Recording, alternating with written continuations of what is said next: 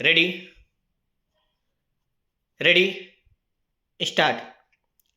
महोदय, जो एक के बाद एक आते हैं, शारीरिक आवश्यकताएं यथा भोजन, कपड़ा, मकान और आराम जीवन की मौलिक आवश्यकताएं हैं।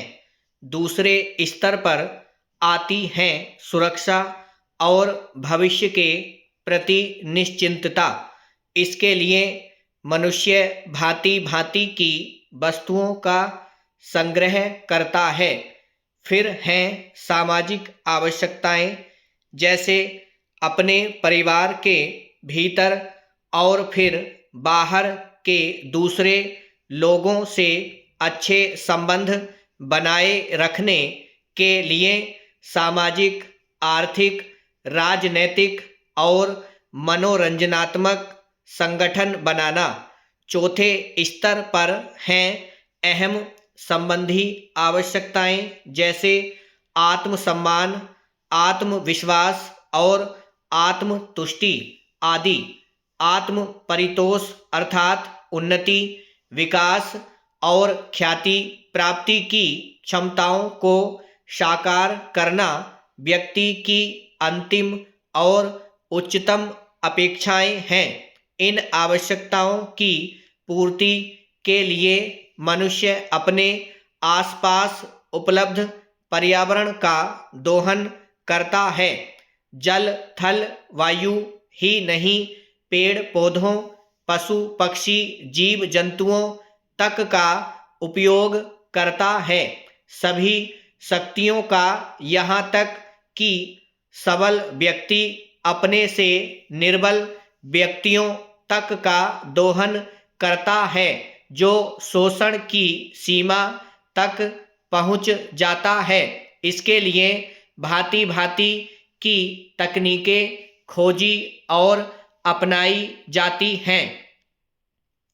प्रौद्योगिकी ने मनुष्य को भांति भांति की आवश्यकता की वस्तुएं अभूतपूर्व प्रचुरता से देकर संतुष्ट किया है और आवश्यकता की सीमा रेखा भी खिसकाई है। विलासिता और सजावट की ऐसी सामग्री भी दी है जो अब बहुत कुछ आवश्यकताओं में गिनी जाने लगी है। स्वचालित वाहन, दूरदर्शन, धुलाई मशीन, सफाई मशीन, सिलाई मशीन, स्टोव, चूल्हे, मिक्सी, फ्रिज आदि आदि अब बहुत से लोगों के लिए अनिवार्य आवश्यकता की कोटि में आ गई हैं। तकनीकी और औद्योगिकी से यह सब संभव हुआ है, किंतु एक ऐसा अल्प वर्ग भी है जिसके लिए विलासिता आवश्यकता की कोटि में आ चुकी है। विज्ञान की जन समुदाय के लिए जो मौलिक न्यूनतम आवश्यकताएं भी विलासिता से बनी हुई हैं।